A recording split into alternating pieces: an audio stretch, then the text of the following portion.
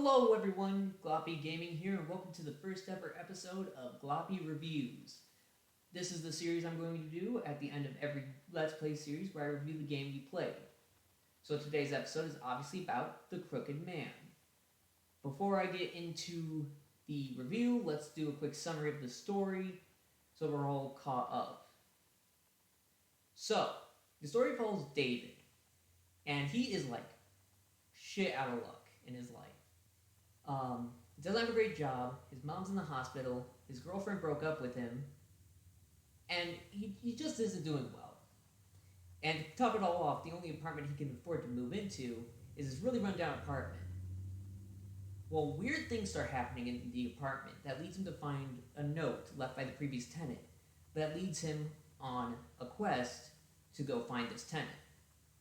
And this will lead him to a hotel, a school, and a hospital, where we actually learn more of this person's backstory, and we learn more about David, and we meet three characters.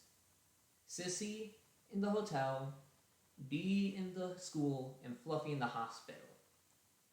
But that's not all that's in these locations. There is a monster chasing David. A man with a neck that's extended and crooked. The Crooked Man.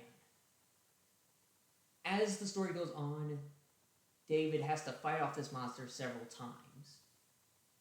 Later finding out that this monster is the culmination of the rage and sadness of the original tenant, who eventually took his own life.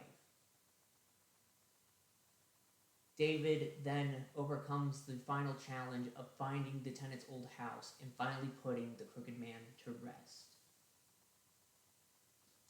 So that's a very generalized summary. I highly recommend playing the game yourself or watching my Let's Play, because I do not do the story justice. But let me review the game now. It is one of the classics of RPG Maker horror. The atmosphere of the environments are good. It has very atmospheric sounds all throughout. And the gameplay is pretty good. The only complaint I have with the game, well, I have two complaints actually. One, having your game based on a grid, like using RPG Maker, your movement's going to be based on a grid system. The second to last boss fight had a glitch because of that, and I really think the game would be a lot better if they fixed that. But other than that too, it's so easy to get lost. And while in the first two areas, the hotel and the school, it's not that big of a deal because it's only one building. In the hospital, it's so large, you'll be wandering forever trying to figure out what to do. And I think that eventually takes away from the scare.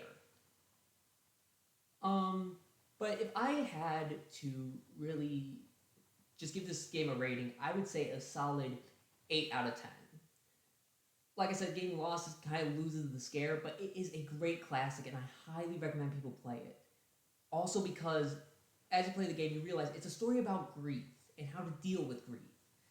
The grief and dealing with loss of a loss of relationship, loss of your dreams, and loss of family.